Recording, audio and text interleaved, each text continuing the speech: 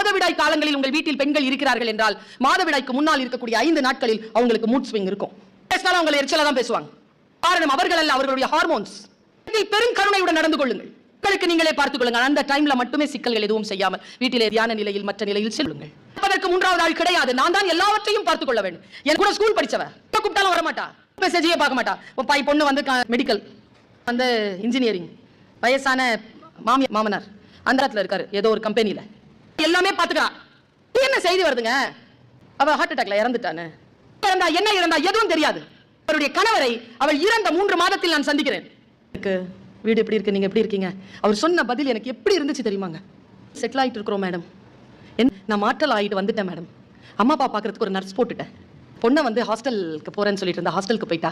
பையன் மட்டும் தான் இருந்துட்டு போறான், ஒரு சமையல்காரங்களை போட்டுட்டேன். சனி அண்ணே, இதை முதல்லயே நீ செஞ்சிருக்கலாம்ல, அவ உயிராவது மிச்சமாயிருக்கும்ல. போயிட்டாலே